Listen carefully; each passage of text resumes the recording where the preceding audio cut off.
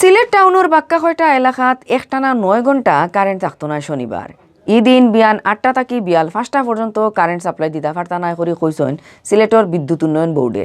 বৃহস্পতিবার press release ফাটাইয়া বিদ্যুৎ উন্নয়ন বোর্ডের এক্সিকিউটিভ ইঞ্জিনিয়ারে কইছেন রিপেয়ারিংর খামর লাগি শেখঘাট 33/11 কেবি সাব স্টেশন আন্ডারর হল এলাকাত কারেন্ট সাপ্লাই বন্ধ থাকব। বিয়ান 8টা থাকি বিয়াল 5টা পর্যন্ত ই খামো সময় লাগব।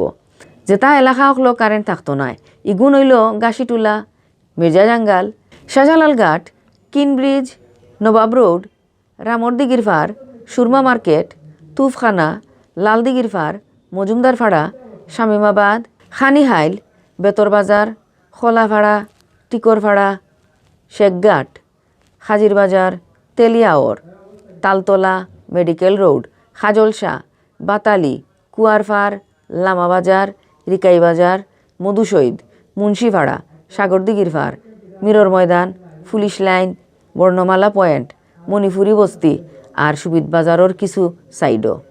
লাইন টিকটাক করার খাম আগে আগে শেষ হইলে কারেন্টও আগে আগে সাপ্লাই দেওয়া হইব করে জানাইছেন তারা।